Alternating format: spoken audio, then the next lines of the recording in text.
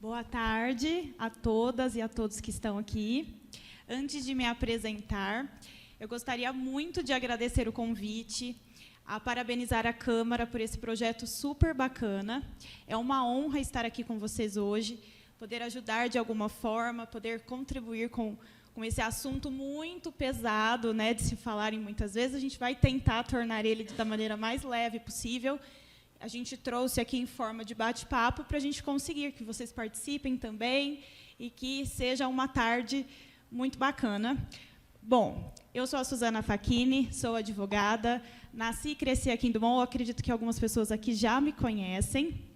Eu sou especialista em direito de família e sucessões, e esse tema é um tema que eu vejo, sim, no meu dia a dia do trabalho.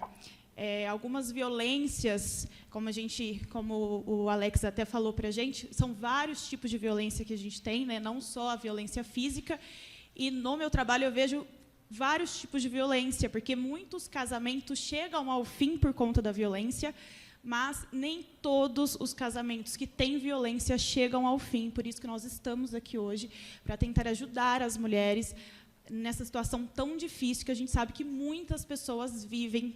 Quem não passa, conhece alguém que passa por isso, né? Boa tarde, gente. Eu sou a Lívia. Para quem não me conhece, eu sou psicóloga clínica, né? Às vezes vai sair um ai aí, alguma coisa, porque eu não sou dumonense, eu sou mineira, mas estou aqui já morando em Dumont faz 4 anos, tá? Queria muito agradecer mesmo à Câmara por poder proporcionar esse espaço para a gente debater um tema tão difícil, tão delicado, né? Ter esse espaço para nós mulheres é muito importante, onde a gente pode ter mais acesso e chegar uma mais próxima da outra, tá? E nesse formato de bate-papo, como todo bate-papo é uma troca, né? E mulheres a gente sabe, a gente adora, uma fala, outra fala e tal. Eu queria já começar fazendo uma pergunta para vocês, e gostaria que vocês interagissem comigo, tá? Se eu encontrasse alguma de vocês na rua, e, de bate-pronto, assim, rapidamente, eu te questionasse, quem é hoje a pessoa mais importante na sua vida? A pessoa que você mais quer ver bem, a pessoa que você mais deseja felicidade para ela. E eu te dou 5 segundos para você pensar aí nessa pessoa agora.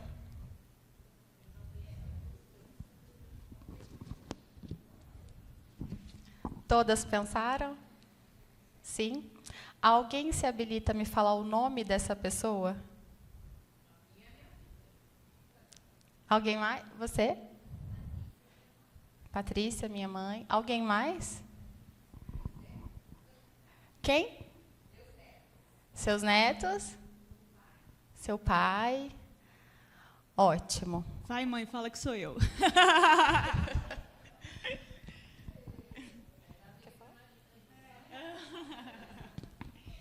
Bom, agora eu venho com uma outra pergunta para vocês. Se alguém aqui, por algum momento, pensou que a pessoa mais importante da sua vida é você mesma? Arrasou. Parabéns. Bom, de tantas pessoas que estão aqui, a gente vê que poucas pessoas falaram isso. A gente, na nossa vida, a gente sempre coloca alguém na frente, né? A gente sempre coloca alguém como mais importante, alguém que a gente daria a vida, alguém quando a gente pensa assim, tudo que eu pudesse fazer no mundo, eu faria para essa pessoa estar protegida, estar feliz, estar bem, né? E, às vezes, a gente vai se... Em muitos casos, né, algumas pessoas conseguem amar muito alguém e se amar também. A gente fala sobre o amor próprio, ele é muito importante, né? Para muitas coisas. Aqui dentro da violência, ele é muito importante. Quando a gente vê muitas mães que falam, eu passo por muitos problemas dentro de casa e eu não faço nada por conta do meu filho, eu não quero que ele sofra, eu não quero que ele saiba. Muitas mulheres sofrem violência dentro de casa e não querem que os filhos saibam, porque a gente tem isso, de querer proteger o outro. Às vezes, a gente passa por coisas que a gente jamais aceitaria que essa pessoa que nós imaginamos como a mais importante da nossa vida passaria. A gente nunca gostaria que alguém sofresse. E, às vezes, a gente se permite sofrer. Por qualquer motivo que for, a gente vai protegendo outras pessoas e a gente vai se esquecendo. Né, Lívia? E a gente tende isso a olhar mais, a priorizar mais o outro. E isso tem explicação, né, Lívia? Por que a gente faz isso muitas vezes? É uma coisa muito comum, né? A gente Parece que não cabe essas duas pessoas. Quando a gente pergunta a mais importante, é natural que a gente pense em alguém que a gente ama muito, porque a gente muitas vezes não aprendeu a se valorizar, a se amar, a se colocar como essa pessoa mais importante, né? E dentre vários fatores, e cada um dentro da sua individualidade, da sua história, né? Algumas das coisas a gente aprende muito que se amar é ser egoísta, né? Quantas vezes quando você fala não, não quero, não, não vou, fica, nossa, que chata, nossa, que arrogante, né? Então, quando a gente coloca, às vezes, a nossa vontade, algum desejo nosso na frente, isso é muito distorcido como arrogância ou prepotência, né? E isso não tem nada a ver uma coisa com a outra. O fato da gente se amar em primeiro lugar não significa que eu não vou amar o outro também. Tem uma frase que eu gosto muito para traduzir isso, já entrando até um pouquinho na questão da autoestima. Gente, eu esqueci de pular os slides, espera aí.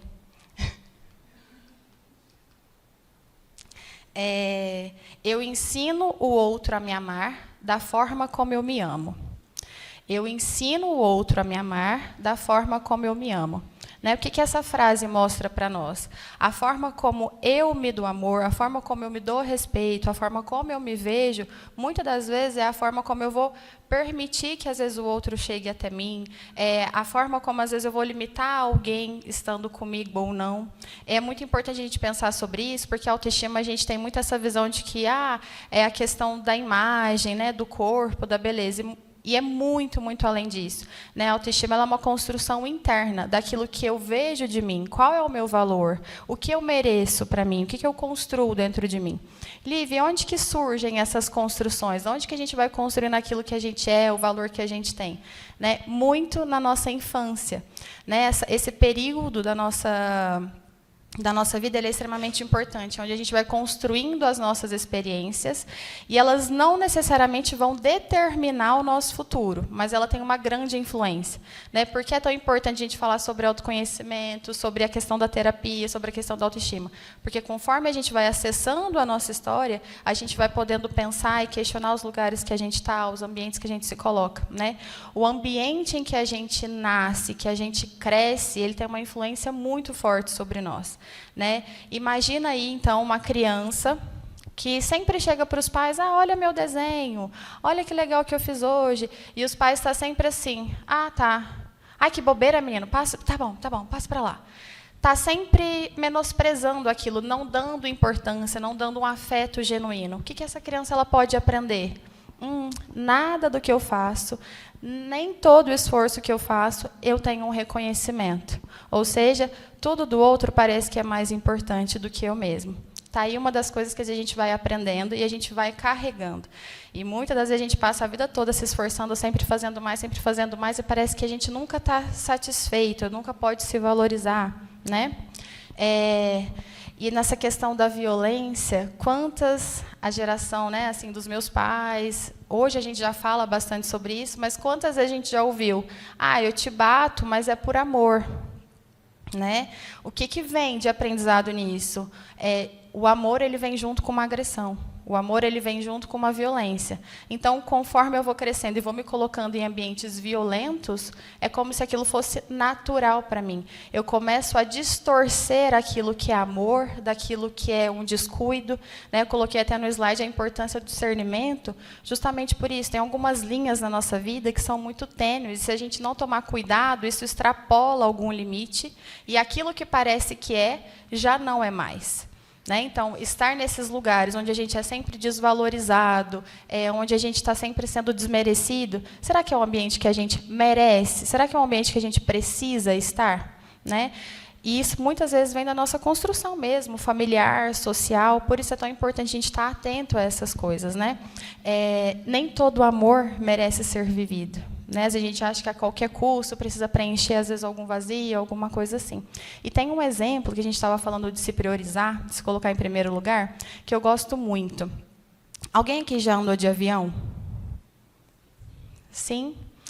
Alguém aqui lembra qual é a orientação que a aeromoça dá caso aconteça alguma coisa, o avião vai cair, não sei direito, e vai cair a máscara?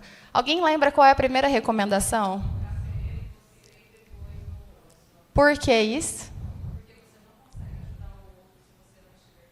Perfeito. Eu não consigo ajudar o outro se eu não estiver bem. Eu posso amar essa pessoa loucamente. Eu não vou conseguir ajudar. No tempo que está caindo, eu não vou conseguir colocar nela e não vou conseguir colocar em mim também. Então, essa é a diferença daquilo que não é o egoísmo, é eu estar bem para eu estar bem com o outro. Né? Porque a importância dessa autoestima, então, quando eu começo a me amar, quando eu começo a me respeitar, eu vou olhar para o lado e falar, opa, quem está aqui comigo? E a gente não está falando só de parceiro ou parceiras de vida, não. A gente está falando de amizade, de família, né? Como é complexo hoje em dia quando a gente vai falar de família. Parece que por ser família, por ser do sangue, tudo precisa ser suportado. Será mesmo? Quando entra no âmbito de violência, no âmbito de sofrimento emocional, será que esse suportar, ele cabe? Né? Na maioria das vezes, não. Então, a autoestima ela vem nesse sentido de ter uma fortaleza para a gente ir se reconhecendo, para a gente poder dar voz para nós mesmos, para aquilo que, muitas vezes, fica calado dentro de um ambiente sufocante e que machuca. Né? E aí, uma coisa importante também, que a gente, às vezes, acha que violência é só agressão. Né? E muito pelo contrário, né, Su? Não, com certeza. Quando a gente fala sobre violência contra a mulher, a gente fala, uma mulher sofre violência dentro de casa.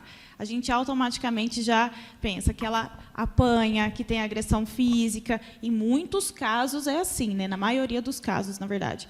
Mas a violência, a gente tem vários outros tipos de violência. E a violência física, geralmente, ela não é a primeira que acontece. Quando a gente chega lá na violência física, a gente já passou por um grande caminho. Né? A gente tem a violência psicológica, que eu acredito que ela está presente em todos os tipos de violência. Né? A pessoa que ela apanha dentro de casa, imagina como está o psicológico dela. Então, a gente não fala só sobre violência física. Porque, quando a gente fala sobre isso, esse tema, a gente já vem na nossa cabeça aquela imagem, né, da campanha sobre a violência, da mulher com o olho roxo, a mulher machucada, e nem sempre. E a gente acaba acreditando numa mentira de que a Lei Maria da Penha ela só protege a mulher que apanha, a mulher que tem marcas. Né? Então, muitas mulheres não procuram ajuda da lei por pensar, mas ele nunca levantou a mão para mim. Mas, às vezes, existem violências, gente, que acontecem dentro de casa que, às vezes, é pior que um tapa. Tem palavras que machucam, não tem, a gente escuta falar, nossa, isso doeu mais que um tapa, isso doeu mais que um soco. Então, antes de entrar nessa parte das leis, eu gostaria de perguntar para você se alguém sabe aqui o porquê que nós comemoramos o Agosto Lilás. É muito pouco conhecido, porque é uma lei que inseriu o Agosto Lilás o ano passado. Então, a gente conhece ali o Outubro Rosa, o Novembro Azul, e muito pouco a gente ouviu falar sobre o Agosto Lilás. E alguém se habilita a dizer por que a cor lilás é a cor escolhida para representar esse mês? Ninguém? Porque lilás é a cor do respeito. Quando a gente fala ali de violência, a gente já imagina cores mais fortes, né? Cores, o vermelho, o roxo, escuro, porque a gente já imagina a gente já pensa na violência. Mas a intenção aqui desse mês, do Agosto Lilás, é buscar o respeito para as mulheres. Por isso que a cor representante é a cor lilás. Que é isso que a gente busca, né? A gente quer sempre... Porque quando a gente tem um relacionamento, que ele tem como base o respeito, gente, muita coisa deixa de acontecer de ruim com a mulher. Né? Não só a questão da violência. A mulher ela vive num lugar saudável, porque a gente tem a nossa casa como nosso refúgio. Às vezes a gente passa por alguma coisa na rua, no trabalho, com alguma amizade, e fala, mas agora eu vou para minha casa e lá eu me encontro, lá eu descanso, lá eu me encontro mesmo. E, quando a mulher vive a violência dentro de casa, aquele lugar é um lugar terrível. Então, se o lugar que era para ser o melhor lugar para ela ir já é um lugar difícil de estar, todos os lugares vão se tornando ruim para essa mulher. E isso é tão difícil, a gente falar da violência, é quase que um tabu mesmo. Né? Que bom que agora vem essas campanhas para a gente ter esse espaço. Porque a violência, igual a Su falou, a gente pensa no preto, no vermelho, uma coisa muito de agressão, de violento. Quando a gente fala violência, automaticamente a gente remete a uma guerra, né? Aquela coisa assim, difícil. Mas a violência mais difícil é essa que acontece tanto na nossa sociedade, tanto do nosso lado, que é a violência que quem pratica é quem deveria estar protegendo. Então, seja das crianças que sofrem os abusos, dos idosos que são maltratados aí pelos seus cuidadores, e seja da mulher, né, que muitas vezes sofre essa violência por quem deveria estar compartilhando a vida, ou dos pais, enfim, de quem quer que seja que deveria estar acolhendo ela. Por isso, às vezes, é tão difícil a gente chegar perto desse assunto, por isso é tão complexo, né? Não é simplesmente, vai lá e faz, vai lá e larga, conta para alguém, né? Tem tanta coisa que envolve nesse processo de a violência ser acometida por alguém que a gente conhece, ou que é próximo da gente, ou que a gente ama, né? Eu costumo dizer que nem sempre o problema é a mulher saber o que fazer. Porque em muitos casos, as mulheres sabem que tem que denunciar tudo. O problema, gente, é o caminho que a mulher precisa percorrer até esse momento. Né? Porque fala, é só ir na delegacia. Quem não passa por isso, vira e fala assim, mas é só largar desse cara, é só ir na delegacia. Mas a mulher tem um caminho para percorrer. Né? E, em muitos casos, a mulher sofre ameaça. Né? Se você contar para alguém, se alguém sonhar que isso acontece aqui dentro de casa, você já sabe o que acontece. Então, o filho é ameaçado, os pais dessa mulher são ameaçados. Então, esse caminho, o medo do caminho, de falar, gente, mas eu vou fazer algo, eu vou ter, talvez, que voltar para aquela casa, vai ficar muito pior. Então, é o medo da mulher que trava ela, muitas vezes. Eu trouxe aqui algumas leis que são conquistas das mulheres. Né? Eu trouxe leis que a gente conseguiu como garantia de proteção. A lei do feminicídio é uma lei muito importante, que ela qualifica o crime de homicídio. O crime que tem como a pena para quem mata alguém, né? E o feminicídio ele veio qualificando, então ele torna a pena do homicídio mais grave. No crime de homicídio, a gente tem a pena iniciante de 6 anos. Aqui no feminicídio, a pena iniciante já é de 12, então já é o dobro. Então, é uma grande conquista. O feminicídio ele torna o crime hediondo, que são aqueles crimes tratados de maneira mais severa, que tem repulsa da sociedade, aqueles crimes que, quando a gente escuta alguém falar que alguém... por exemplo, o marido matou a mulher a facada dentro de casa, a gente não escuta isso, já não faz um mal, já não dá aquela sensação de ódio, de raiva, de querer poder fazer alguma coisa. Então, esses são os crimes hediondos, é assim que a gente trata eles. E... aí as pessoas podem ter uma dúvida no seguinte: sempre que uma mulher perde a vida, a gente fala de feminicídio? Não necessariamente. Eu vou dar um exemplo para vocês de um caso muito famoso internacional, faz bastante tempo que isso aconteceu, de um cara que entra no cinema matando várias pessoas do nada. Ali, naquele caso, a gente tem vários crimes de homicídio, porque morreram pessoas por estar no cinema. Poderiam ser homens, poderiam ser mulheres. Essas pessoas perderam a vida pelo fato de estar ali naquele momento. O feminicídio é quando a mulher perde a vida nesse cenário de violência doméstica ou familiar, ou quando ela perde a vida pelo fato dela ser mulher, por preconceito, por qualquer fato que seja. Então, vamos imaginar esse mesmo cenário, que o cara entra no cinema e lá ele fala, aqui eu vou matar só as mulheres. Os homens vão continuar vivos. Ali a gente fala de feminicídio, porque a mulher perde a vida por ela ser mulher. Então, é esse o crime que ampara as mulheres. Então, quando um marido mata uma mulher dentro de casa, a gente tem o feminicídio, que é uma lei bem mais grave. Né? É um crime bem mais grave. A gente tem a lei da importunação sexual, também tem um caso famoso, eu gosto de exemplificar, porque eu acho que fica mais fácil. A gente tem um caso famoso também daquele cara que ejaculou no transporte público. Então, esse é um caso de importunação sexual, para proteger as mulheres desses caras que vão lá e, por alguma coisa sexual, ele olha para a mulher ali naquele momento, dá alguma coisa nele, ele vai lá e passa a mão. Esse caso da ejaculação, ele vai lá e puxa o cabelo, lambe, que tem várias coisas que podem acontecer, que a mulher é amparada nesse crime, que também é uma conquista. Né? É uma lei super recente. Essa lei é uma lei de 2018, então ela é uma lei super nova. A gente tem a lei do minuto seguinte, que é para as vítimas de estupro. Quando a mulher ela sofre o estupro, ela não precisa de todo um processo provando que ela sofreu o estupro, aquele exame para ver se realmente aquilo aconteceu. Ela pode procurar o posto de saúde, um hospital, e a palavra da vítima nessa lei tem muita importância. Então, a mulher chega lá e fala, olha, eu sofri um estupro, e já entra todo o procedimento, a voz dela tem importância, né? Porque alguns anos atrás precisava, mas a gente precisa ter certeza, não só pelo fato de punir a mulher, mas eu falo dessa parte da proteção, dela se sentir segura, né? Porque a questão de punir o estuprador é uma questão mais processual. O que a lei visa aqui é proteger a mulher mais psicologicamente, o corpo da mulher, a integridade física dela. A gente tem também a Lei Joana Maranhão, uma lei muito bacana, é uma nadadora, uma atleta olímpica aqui do nosso país, que ela relatou sofrer abuso sexual do seu treinador aos 9 anos de idade. E o que essa lei garante para nós mulheres? Quando a gente tem um caso de abuso sexual contra crianças e adolescentes, a gente tem ali um prazo de prescrição de 20 anos. Então, a vítima ela tem 20 anos para denunciar aquele crime, senão ela não pode mais denunciar.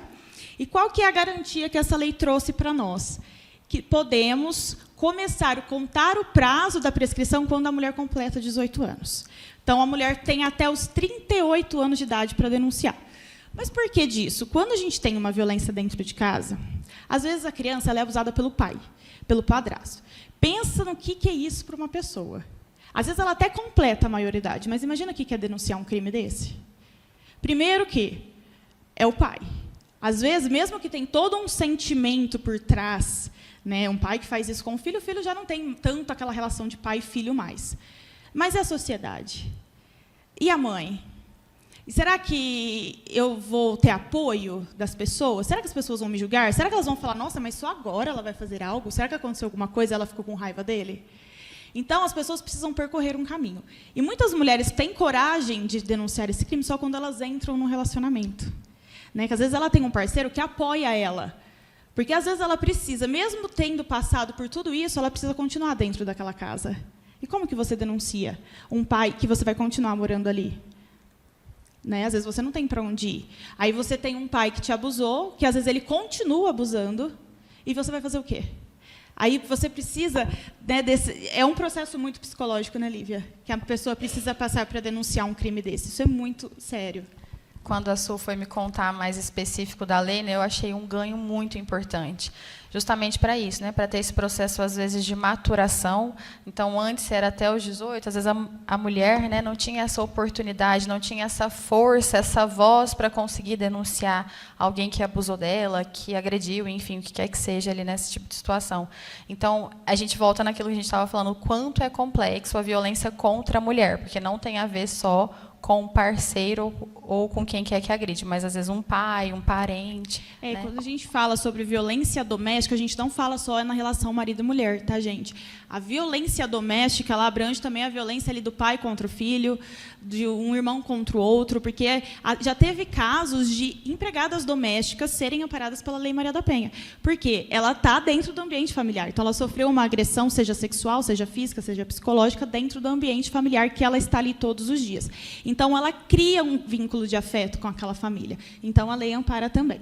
Agora, nós vamos falar pela lei mais conhecida por todos nós, uma lei que eu gosto muito de falar, porque criou-se muito na sociedade que a Lei Maria da Penha, como eu falei lá no começo, ela protege as mulheres contra a agressão física do marido. Então, a gente, às vezes, criou que a lei é isso. E a lei ela é muito mais do que isso. Um exemplo que eu dou para vocês, essa semana ganhou uma repercussão muito grande nas redes sociais o caso da Larissa Manoela. E a Larissa Manoela pode ser amparada por essa lei, porque ela sofreu violência patrimonial dentro do ambiente familiar. Então, não é só a relação marido e mulher que a gente tem aqui como garantia nessa lei. É uma lei muito bacana. Ô, Su, voltando para a violência contra a mulher, conta a história, que é uma história muito marcante, muito relevante. A história da Maria da Penha é muito legal. É legal assim, né, no sentido de contar, porque não é nada bacana o que ela passou. Né? É uma mulher que sofria violência doméstica dentro de casa, e o ex-marido dela, um dia ela estava dormindo, foi lá e deu um tiro na coluna dela, e ela ficou paraplégica. Só que, mesmo assim, ela não denunciou ele, ela continuou o relacionamento, fez todo o tratamento necessário e continuou dentro desse relacionamento. Aí, um dia, ele foi lá e tentou matá-la novamente, eletrocutada. Aí ela foi dar um basta nisso. Foi quando ela criou coragem de denunciar e tudo mais. Porém, o caso ganhou uma repercussão internacional e ficou naquela, vai, não vai? Exatamente, não ia para lugar nenhum. Aí, a Corte Interamericana de Direitos Humanos foi lá e aplicou uma pena para o Estado brasileiro. Olha, vocês precisam fazer alguma coisa para proteger as mulheres que passam por isso, porque estava muito falha a lei aqui nesse sentido.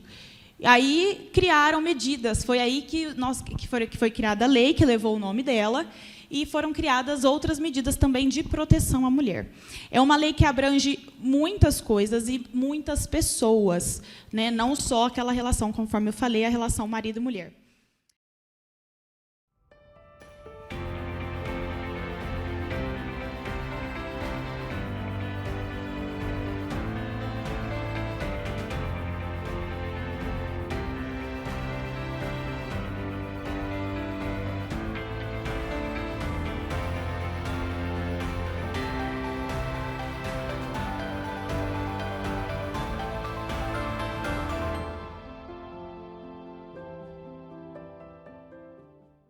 temos aqui, dentro da Lei Maria da Penha, a previsão de 5 tipos de violência que são amparadas pela lei. Que nós temos aqui a violência, vou falar em ordem para ficar mais organizado, nós temos a violência física, que é quando a pessoa apanha, ela é agredida, ela é espancada, puxão de cabelo, apertão, beliscão, né? Tudo que deixa marcas físicas ou que também não deixe marcas é considerado violência física. E a agressão não é só aquilo que parece que vai dar para provar. Então, vem aqui, apertei a unha e te dei um tapa na cara. Mas quando a pessoa pega um objeto e taca contra você, né, tudo que vai ferir o teu corpo é uma violência física, no caso. Com certeza. Nós temos depois, deixa eu ver que a ordem está aqui, né? A violência moral. Geralmente, a violência moral é aquela que acontece em público, que fere a honra da mulher, né? Aquele casal que todo mundo conhece, um casal assim, que senta na mesa do bar, aí o cara começa, nossa, olha a roupa que essa daí veio. Olha o jeito que ela se veste. Olha como que ela é vulgar. Aí começa a expor questões sexuais, questões íntimas do casal na mesa, começa a ridicularizar essa mulher em público. Isso é um tipo de violência, né? E às vezes a gente sai e fala, nossa, que cara sem graça. Para nós já não é legal. Imagina para a mulher que passa por isso, que tem aquele cara extremamente sem noção. Aí nós temos também a violência psicológica, conforme eu falei lá no começo, é uma violência que, está, na minha opinião, está presente em todos os casos. Todos os casos que a gente olha aqui, que a gente imagina que a mulher está passando, imagina o psicológico dela. Sempre que uma mulher qualquer pessoa que estiver em um ambiente tóxico, violento, o psicológico dela não está legal. Então, sempre tem a violência psicológica em todos os casos de agressão contra a mulher, independentemente de qual for a agressão. Nessa questão psicológica, muitas vezes a ameaça, a chantagem, a manipulação, né? E independente do tipo de violência, gente, a mulher, quando ela está num sofrimento, sofrendo uma violência, né, tem vários sinais ali também que vai sendo mostrados. A questão, às vezes, do isolamento social, ela não quer ficar mais perto de ninguém, enfim, por vários motivos, entre tantas outras coisas que podem chegar até alguns transtornos mesmo, como depressão, crise de ansiedade, crise de pânico. Por isso, a gente precisa desse respaldo para cuidar da violência, né? E aí depois vem a sexual, né, Su? A violência sexual, a gente acredita que... Por exemplo, a gente fala sobre estupro. Sempre que a gente pensa em estupro, a gente pensa alguém de fora, né? A mulher está andando na rua, vem um cara e pega ela do nada. E acontece, sim, estupro dentro de casa. Tá? A mulher, quando, em muitos casos, a mulher é obrigada... E a violência sexual não é só sobre a mulher fazer sexo quando ela não quer. Não é somente sobre isso. É quando a mulher é obrigada a engravidar se ela não quer. Ou quando ela quer engravidar e ela não pode. O cara vai lá e a obriga a tomar remédio. Ou ele não deixa ela tomar remédio. Então, isso é caracterizado como violência sexual. E a gente tem até que tomar um pouco de cuidado de falar sobre isso, né? Porque às vezes tem gente que fala assim, mas às vezes eu não quero também, né?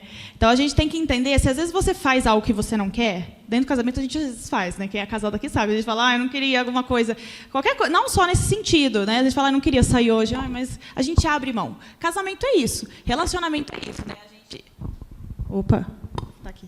Às vezes a gente faz coisas que a gente não quer. Mas se você falar para essa pessoa, eu não quero mesmo, você vai ser respeitada? A questão aqui é o respeito, o limite. Se tiver respeito, se tiver limite, a gente sabe, eu não quero, vai para lá. Pronto, acabou. Agora, aquela pessoa que te obriga. Então, a violência está mais relacionada a quando você é obrigado também a fazer algo, né? Que você não vai consentir e tudo mais.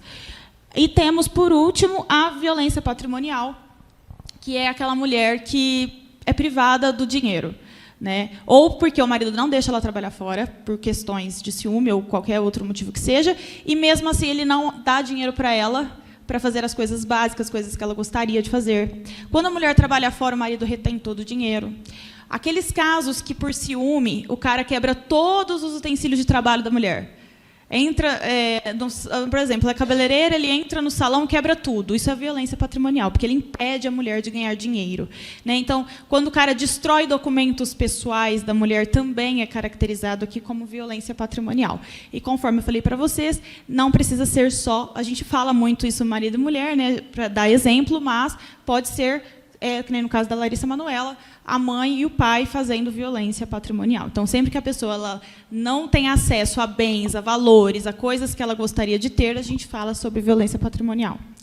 Oi, gente, falando muito de relacionamento, né, que a gente está focando um pouco nisso hoje, uma coisa bacana da gente entender que relacionamento ele é um contrato, certo?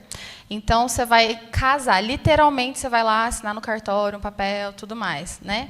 E aí, a gente fala um pouco que existem contratos que são contratos emocionais, né? Então, eu estou casando com uma pessoa X, ela está casando comigo que sou Y. Quais os combinados dentro da nossa relação que a gente tem, né?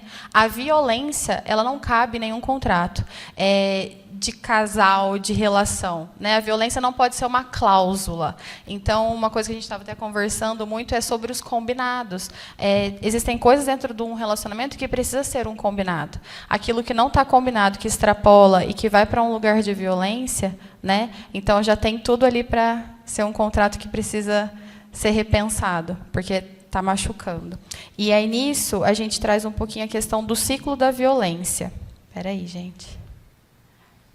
O que é o ciclo da violência? Tem uma psicóloga que ela estuda bastante isso, e ela vai falar desse ciclo que vai se repetindo dentro de um relacionamento. O que acontece? Qual que é o primeiro passo, né? É aquela irritação. Falou alguma coisa e a pessoa ela já fica muito irritada e muito nervosa e já começa, também é por culpa do meu trabalho. Ou, porque chegou em casa, sei lá, tinha um negócio no chão, e fica muito nervoso, né? Logo em seguida, o que já vai acontecer? Então, a gente fala que essa primeira fase é a construção da tensão, já cria aquele clima todo de alerta. Em segundo, já vem a materialização dessa tensão, que são as agressões, sejam elas verbais, psicológicas ou físicas. O que acontece logo em seguida desse ciclo? A famosa chamada lua de mel, né? É a fase que vem o arrependimento, e aí vem carregado de promessas, de esperança, eu vou mudar, eu não queria. Aí começam as demonstrações de afeto, né? A mulher que já está muito fragilizada e já está dentro desse ciclo e nem percebe, ela não consegue entender que aquilo vai se repetir, né? E essa demonstração de afeto ela é tão perigosa que eu falo que, dependendo de como está essa relação, pode ser que a pessoa vire para outra e fala, eu preciso de você para melhorar, né? E aí, entrando naquela questão que a gente estava falando no começo do discernimento, existe uma linha muito tênue, né? Às vezes, nós, mulheres, sem perceber, de uma forma desconhecida, inconsciente, a gente acaba se colocando no relacionamento com uma função de salvadora, de cuidadora, de psicóloga, de advogada. Você está lá tentando salvar aquela pessoa que está ali com você, como se fosse uma necessidade. E será mesmo que é nosso papel, né? Existe uma diferença entre eu estou com você para te apoiar, e a gente se apoia, uma hora um cai, outro levanta, e é diferente, eu preciso de você para mudar um comportamento onde eu te machuco, né? Olha que absurdo que é isso. Então, a gente precisa estar muito atento, porque esse ciclo ele volta e ele se inicia novamente, né? Por isso, é tão complexo sair disso. Porque pensa lá na fase da lua de mel do arrependimento, o que vem? Eu vou mudar. Paciência, me espera, e vem, enfim, né? Cada um do seu jeito, vem essa expectativa de mudança. Então, fica nesse ciclo que é tão complexo de ser rompido. E aí a gente já entra num dos motivos, né, Su? Por que é tão... por que a maioria, né? Por que é muito comum as mulheres não denunciarem? Exatamente, a gente tem vários motivos. Quando a gente fala sobre o ciclo, a gente cria uma esperança, né? A mulher ela cria, não, eu vou conseguir mudar esse cara. Seja porque ela se sente culpada, porque em muitos casos de violência o cara coloca a mulher como culpada, né? Às vezes ela vira e fala assim, mas eu também, né? Eu não fiz por onde, eu não estou no meu melhor momento. Às vezes a gente fala, mas eu também não estava me cuidando, né? A mulher vai criando motivos para se justificar. Então ela vai criando uma esperança. Não, mas se eu melhorar, talvez esse cara vai deixar de ser violento. Ele se arrependeu, agora ele vai voltar, ele não vai ser mais assim. Lá no começo do nosso relacionamento, ele não era assim, ele vai voltar a ser aquela pessoa.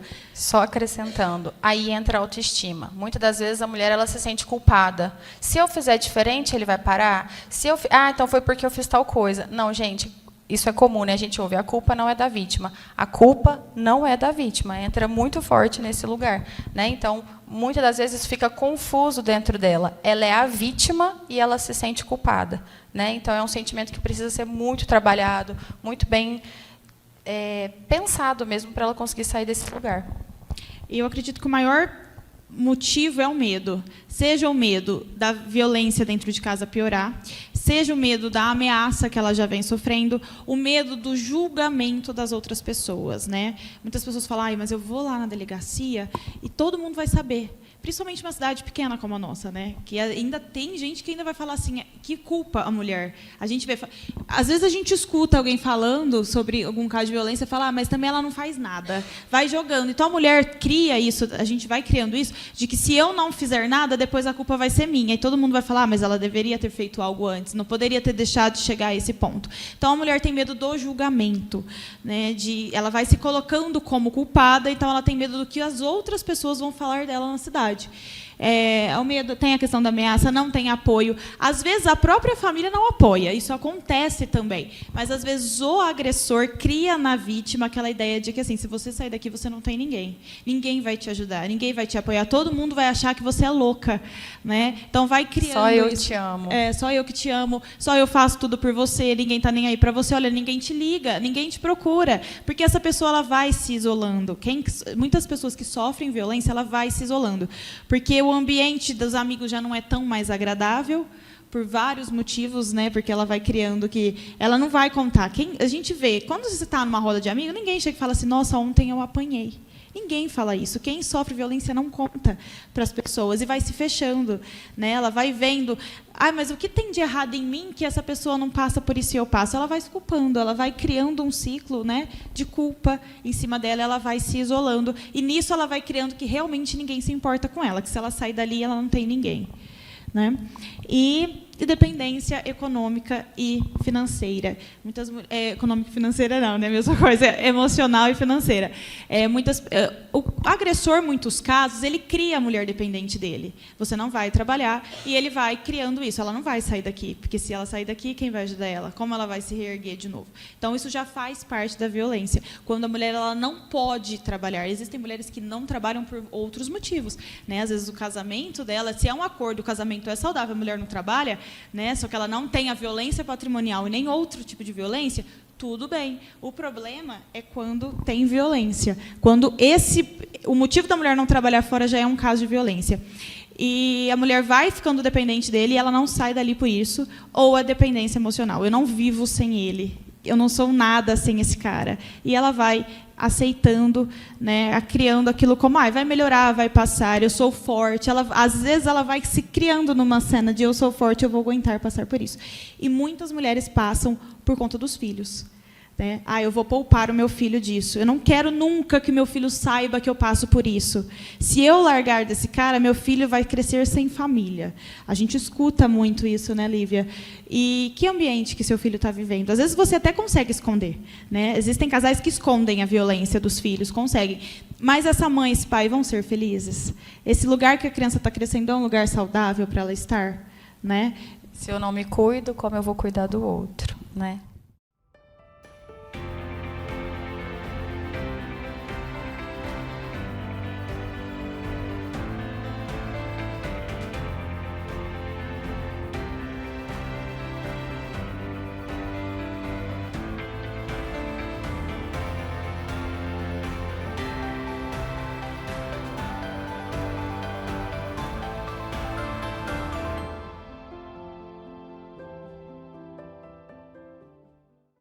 Ô, gente, e vocês sabem quais são os canais que tem para a mulher denunciar? Qual o número que liga, onde que pede ajuda? Sabem? Sabe? O quê? Isso aí, Marina. Aí a gente trouxe aqui, né, para a gente deixar mais visualizado e para que a gente vai tendo acesso, né? Às vezes da polícia, da ambulância, a gente já tem muito gravado, mas a violência contra a mulher às vezes ainda não, né? Su, quer falar? Exatamente. A gente tem ali, eu coloquei em primeiro lugar o 190, porque é o número da polícia, que todo mundo já conhece, o 190, para casos de emergência. Né? A gente tem o 180, o número da denúncia. Então, quando a mulher sofre violência, ela denuncia. Só que, em alguns casos, a mulher tem ameaça. O marido fala assim para ela, a hora que você chegar em casa, ela já sabe o que te espera. Então, para esses casos de ameaça, de violência naquele momento, que ela está com medo, né, o medo, ele está me ameaçando, ele está armado, ele vai fazer algo comigo agora, liga para a polícia. Né? A gente não vai esperar algo acontecer para a gente ir lá denunciar depois, a gente tem que se proteger antes de qualquer coisa acontecer. Então, eu coloquei como o 90 para emergência, quando a mulher sente que a sua integridade está ameaçada. Aí tem o 80, que é a denúncia, né, quando você sofreu violência, seja ela, lembrando, não só a violência física que a gente denuncia, tá? Porque é muito comum, como eu e a Lívia estava falando, né, a pessoa fala, mas ele nunca levantou a mão para mim. Mas o que esse cara faz com você? Às vezes é muito pior do que ele levantar a mão. Então, não é só a violência física que é denunciada no 80. Nós temos o CEA Vidas, temos Delegacia de Defesa contra a Mulher, e nós temos vários órgãos também de proteção à mulher, que devem funcionar, né, gente? Às vezes as mulheres falam, mas eu vou lá e não adianta nada, eu vou lá e não resolve. É para funcionar. Se não estiver funcionando, a gente tem que cobrar, a gente tem que ficar em cima. Porque é para a mulher procurar esse órgão e é para ser resolvido. Né? Por isso que, em casa, às vezes, fala, mas eu vou esperar, vou ligar e não vai dar certo. Por isso que eu coloquei, liga para a polícia. Está com medo agora? Vai acontecer alguma coisa? Não espera para ir na delegacia da mulher no outro dia. Liga para a polícia naquele momento, a polícia vai até a sua casa. Tá? A gente precisa se proteger. Né? Bom, gente, e aí a gente trouxe essa questão aqui para a gente ficar bem frisada. E caminhando para o final aí do nosso bate-papo, a gente está falando da violência contra a mulher, mas a gente queria deixar uma reflexão para nós mulheres. Tá? A gente vai passar um videozinho. As nossas cabeças estão tampando vocês ou não? Não? Então, eu vou passar para a gente assistir juntas. Tá?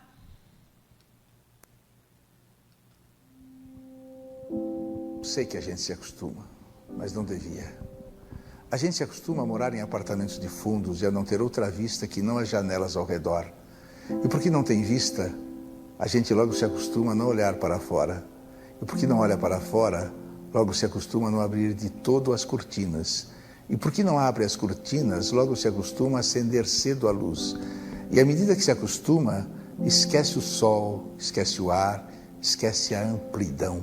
A gente se acostuma a acordar de manhã sobressaltado porque está na hora. A tomar o café correndo porque está atrasado. A ler o jornal no ônibus porque não pode perder o tempo da viagem, a comer sanduíche porque não dá para almoçar, a sair do trabalho porque já é noite, a cochilar no ônibus porque está cansado, a deitar cedo e dormir pesado sem ter vivido o dia. A gente se acostuma a esperar o dia inteiro e ouvir no telefone, hoje eu não posso ir. A sorrir para as pessoas sem receber um sorriso de volta, a ser ignorado quando precisava tanto ser visto. A gente se acostuma a pagar por tudo que deseja e o de que necessita. E a lutar para ganhar o dinheiro com que pagar, e a pagar mais do que as coisas valem, e a saber que cada vez pagará mais, e a procurar mais trabalho para ganhar mais dinheiro, para ter com que pagar nas filas em que se cobra. A gente se acostuma à poluição, às salas fechadas de ar-condicionado e cheiro de cigarro, a luz artificial de ligeiro tremor, ao choque que os olhos levam na luz natural, às bactérias de água potável. A gente se acostuma a coisas demais para não sofrer. Em doses pequenas, tentando não perceber, vai afastando uma dor aqui, um ressentimento ali, uma revolta acolá. Se a praia está contaminada, a gente molha só os pés e sua no resto do corpo. Se o cinema está cheio, a gente senta na primeira fila e torce um pouco o pescoço. Se o trabalho está duro, a gente se consola pensando no fim de semana. E se no fim de semana não há muito o que fazer, a gente vai dormir cedo e ainda fica satisfeito porque tem sempre sono atrasado. A gente se acostuma para não se ralar na aspereza, para preservar a pele, se acostuma para evitar feridas, sangramentos, para poupar o peito. A gente se acostuma para poupar a vida, que aos poucos se gasta, e que gasta de tanto se acostumar e se perde de si mesma.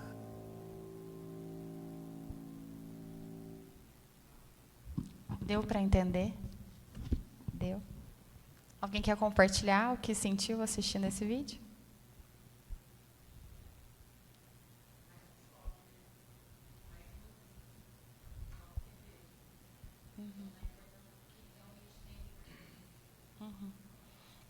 Gente, por que eu escolhi? Eu sou apaixonada nesse vídeo. Sempre assisto, porque eu acho é uma lembrança mesmo, né? A gente se acostuma, às vezes, a estar num ambiente que machuca, que maltrata, que é violento, e acha que é só aquele lugar que existe. E muitas das vezes a gente está acostumado porque não consegue, não tem forças, né? Tantas outras coisas que vai minando e a gente não consegue ver, por exemplo, lá igual a amplidão, né? Eu trouxe isso para a gente pensar um pouquinho sobre o desacostumar. A gente precisa desacostumar desses lugares onde não nos cabe, onde nos machuca e nos maltrata, né? E desacostumar de alguma coisa é muito dolorido, porque a palavrinha desacostumar significa criar um novo hábito. E todo mundo bem aqui sabe que criar um novo hábito é muito difícil, né? Se propõe a partir de amanhã acordar todo dia 4 horas da manhã. Domingo já está todo mundo, ai, para que isso? Deixa para lá. Então, criar um novo hábito é muito difícil mesmo. E uma coisa que parece tão óbvia, né, mas ela é extremamente confusa, se eu estou num ambiente violento, e aquilo para mim é o meu natural, é aquilo que eu vivo, é aquilo que eu aprendi, é aquilo que eu cresci, eu sair desse ambiente para eu ir para um ambiente saudável, para nós, olhando, pensando de fora agora, parece meio óbvio, que bom, isso vai ser bom. Não necessariamente, né? Para aquilo que eu estou acostumada, ir para um lugar saudável pode ser estranho, pode ser tedioso, pode ser muito esquisito. Então, por isso é tão importante a gente pensar sobre essas coisas. E aí eu trouxe um bichinho aí, a Suzana ficou me zoando, falou que é o come-come. Vocês já viram esse livro? Não. Esse livro é um livro infantil maravilhoso, pequenininho, e fala a parte que falta. Então, vocês estão vendo ali que é uma bolinha, certo? Está faltando uma parte, tamanho de uma pizzinha ali, né? E essa partezinha, ela é uma parte inteira, mas ela olha e fala, eu não sou feliz, me falta uma parte. Vou em busca da parte que me falta. Lembrou? E ela vai em busca. Eu estou em busca da parte que me falta. E ela vai vivendo a vida buscando a parte que falta. Enquanto ela está buscando e não encontra essa parte que falta, ela desce a montanha, ela sobe o rio, a borboleta pousa nela, e ela vai apreciando a caminhada, mas sentindo aquela sensação, eu preciso achar a parte que me falta. Aí ela encontra uma parte perfeita, que encaixa nela. Aí ela olha para essa partezinha, essa pizzinha, e fala, é você é a parte que me falta. Aí essa partezinha, muito sábia, vira e fala, quê? Eu não sou parte de ninguém, não, eu sou inteira. E ele continua procurando, né?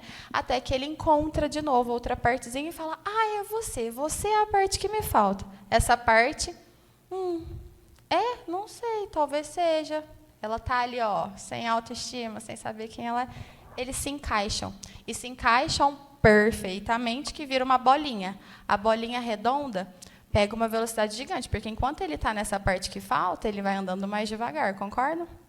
Então, na hora que fica redondo, sai disparando tudo. Não tem mais tempo para ver o rio, para descer o mar, para subir a montanha, para a borboleta pousar. Não tem tempo nem de falar, ele está engolido. Está sufocado, né? Porque achou que estava perfeito. Ele entendeu isso, do tipo, pera lá, né? E ele solta essa parte e continua a caminhada dele. Vou em busca da parte que me falta. A historinha é mais ou menos isso, tá, gente? Não é ao pé da letra. Depois, se vocês quiserem, até te indico para vocês. E por que eu trouxe isso? Para a gente falar um pouquinho dessa dependência, né? De nós, mulheres, com a parte que nos falta, nos vermos inteiras. Nós, enquanto seres humanos, somos seres faltantes. Sempre vai faltar alguma coisa para nós. Inclusive, é isso que nos movimenta. Mas esse sentido da violência que a gente quis trazer nesse contexto nós somos inteiras, não tem nada que nos falta. Eu não preciso de alguém para que a minha vida siga. Eu não preciso de alguém que me sufoque, que me aperte, né, que faça com que eu nem veja a vida passando. Tá? E acho que era isso, né, Su? E eu trouxe para vocês, para finalizar, um poema da Noêmia de Souza, que eu acho que encaixa perfeitamente com tudo que nós falamos hoje, que é o seguinte: esvazia-me os olhos e condena-me à escuridão eterna, que eu, mais do que nunca, dos limos da alma, me erguerei lúcida, bramindo contra tudo. Basta, basta, basta. O que esse poema quer dizer?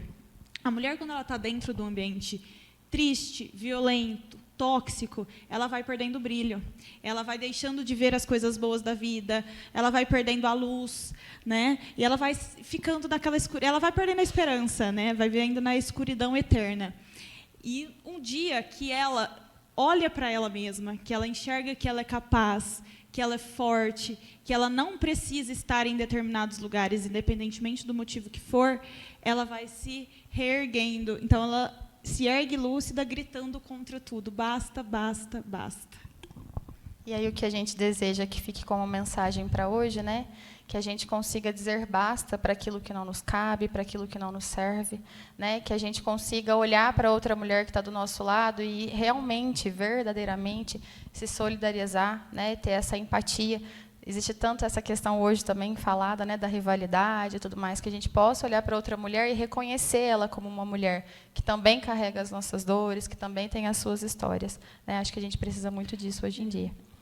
E é isso, né? Exatamente. Eu acho que a gente conseguir ajudar as pessoas a percorrerem o caminho, que, como eu falei para vocês, hoje a gente trouxe os meios de denúncia.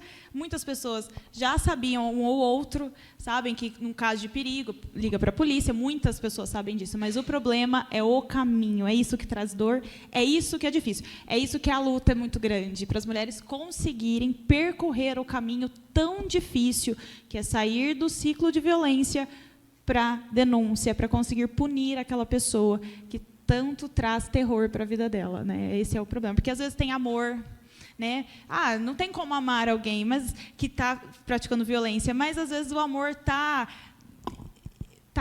como se fosse outro sentimento. A pessoa ela acredita que amor não é dependência emocional, é dependência financeira, e ela acha que é amor. Então, às vezes, ela olhando para aquilo, falando, eu amo esse cara, eu nunca vou fazer o mal para ele. Entende como que ela se culpa? Então, muitas vezes, a culpa faz a mulher não chegar neste lugar. Então, a gente conseguir ajudar as pessoas a percorrerem esse caminho tão difícil, eu acho que é muito significativo para o que nós tentamos falar aqui hoje.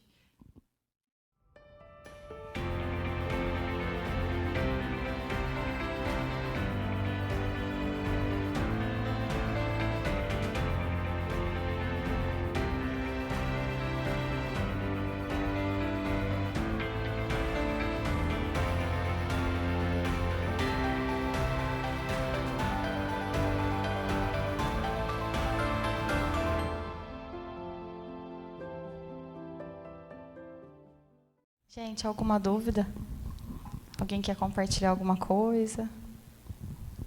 Não? Tudo claro?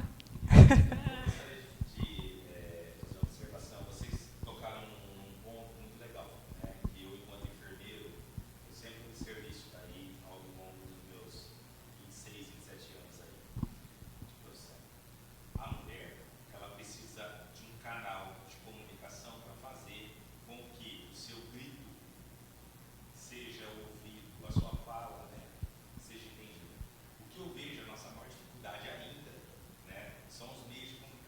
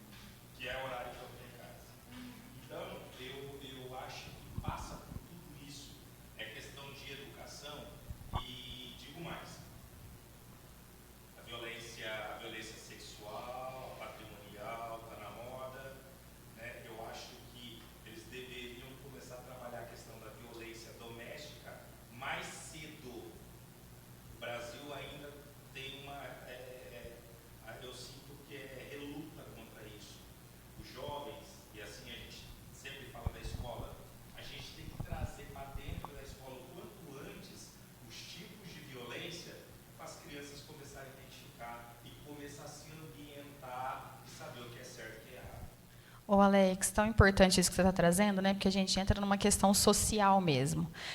Existe as leis, existe tudo isso para a gente respaldar, a gente vive numa sociedade, mas existe aquilo que é individual, que é humano.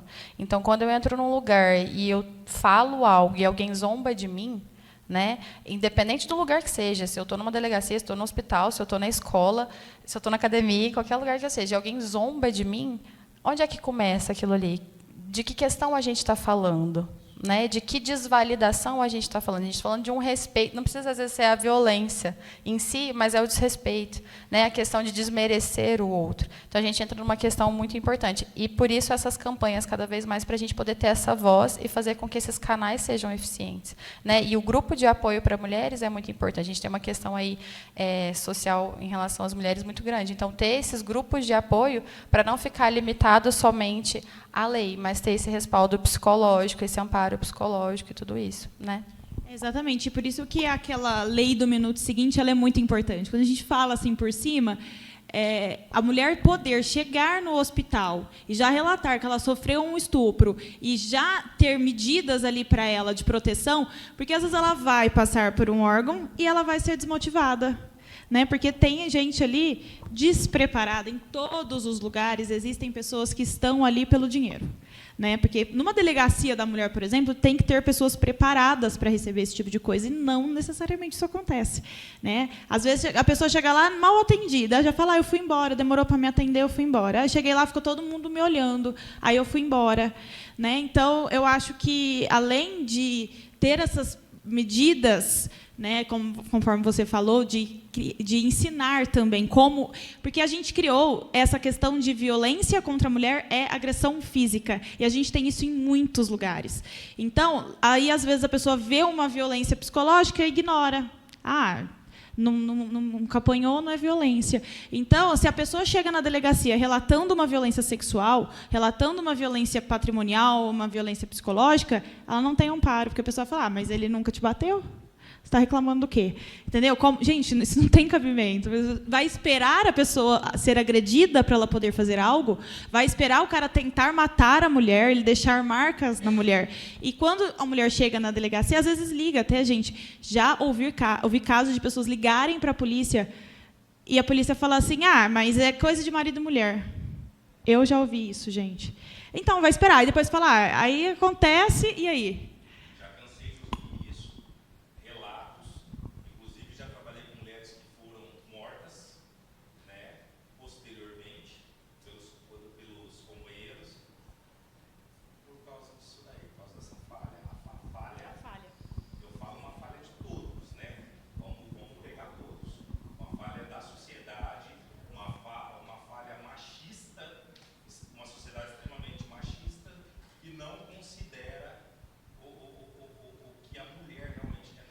Quando a mulher ela é ameaçada, ela é ignorada. Quer falar, mas ele sempre fala, ele nunca vai fazer. Ele não fez até hoje, vai fazer por quê? Ele só quer causar pânico. Gente, mas isso já é o suficiente. Uma mulher que vive em pânico, imagina que quer viver em pânico todos os santos dias, você não saber como você vai acordar, ou se você vai acordar. Né? Então, é muito triste, realmente. A gente até estava falando sobre isso quando a gente estava preparando, né, o conteúdo, que, infelizmente, alguns órgãos não funcionam. A gente precisa dizer isso, a gente não vai querer, né, mascarar todo o problema, mas eu acho que a gente tem que lutar por isso. É uma luta, não só a luta contra a violência, e que já faz parte, né, a gente lutar para que os órgãos funcionem, já é uma luta contra a violência também.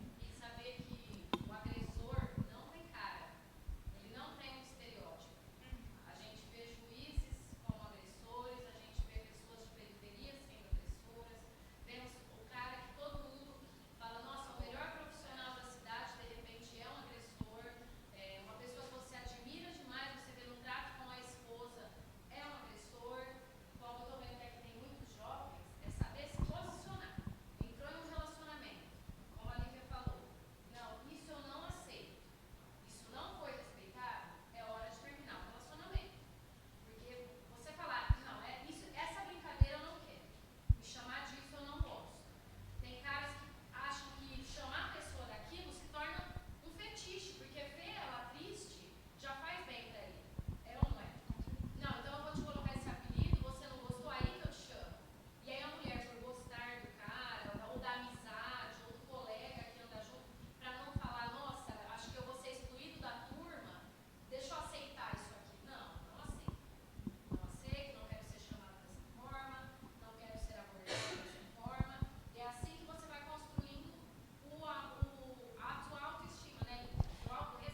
É a questão do critério, né? Então, eu gosto disso, eu aceito isso, isso eu não aceito. É muito comum a gente ouvir, mas será que eu estou sendo muito exigente por querer tal coisa? Ou vou passar de chata, né? Não, aquilo que é importante para nós não é exigência, é o básico, né? Às vezes o que é básico para mim não é básico para você. Volto lá no discernimento, porque eu acho essa palavra fantástica, porque a gente cai em confusões emocionais muitas vezes, né? Então, um exemplo que eu gosto, do ciúmes e o ciúmes excessivo. Ah, Lívia, mas todo relacionamento tem uma briguinha por ciúmes, tem uma coisa por ciúmes.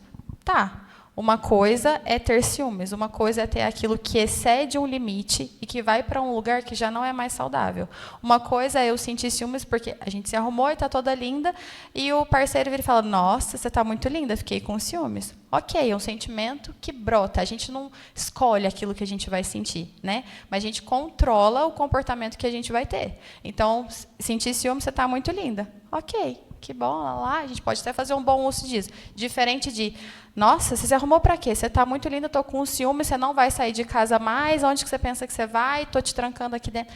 Olha o lugar que vai, né? Um ciúmes que ele é usado para o relacionamento é em benefício ou acaba minando mais ainda essa relação? A mulher acaba começar a ficar com medo, ela não sabe mais o que ela pode fazer. Então, são as linhas que são muito perigosas, porque às vezes são muito próximas, mas quando acontece uma coisinha diferente, fica muito discrepante, que aquilo que parece que é, não é, né?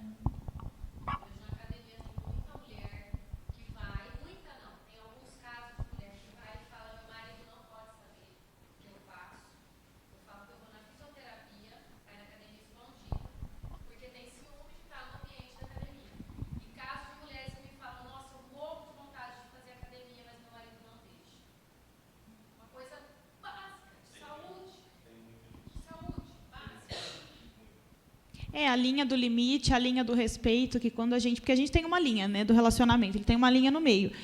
Em cima está o respeito e abaixo está a violência. Porque a partir do momento que a mulher ela não tem respeito e a vontade dela não importa, já é um tipo de violência. Porque a mulher que quer se cuidar, que quer trabalhar, que quer ir na academia, que quer passear com as amigas, que quer visitar... Porque tem cara que limita a pessoa a ter contato com a família. Porque o que acontece? Ele já sabe que a qualquer momento alguém vai conseguir arrancar alguma coisa dela. Então, ele vai tirando ela das amizades, da família. E lá na academia, às vezes, por exemplo, pode falar, vai começar a conversar com um monte de menina, ela vai começar a entender que o relacionamento dela não é bom. E que eu sou tóxico, porque ela vai ter contato com outras mulheres. E que mulher, gente, a gente sabe, a gente fala, né, sai falando, tem coisa que fala que nem devia falar, né, e a gente vai falando. Então, o homem sabe disso, que quando a gente menos espera... a gente se depara com essas coisas, que para mim isso é muito triste. E a gente sabe que acontecem muito, muito, muito. Mais alguém? Gente, então, muito obrigada, né, por cederem esse espaço, por possibilitarem essa troca aqui com a gente. Para nós foi muito importante, foi muito especial poder estar aqui, tendo esse espaço, essa abertura, né? Espero que alguma coisa fiquem aí, reverberem dentro de vocês. Se não servir para vocês, que possa servir para alguém que está do lado de vocês. Muito obrigada. Obrigada, gente.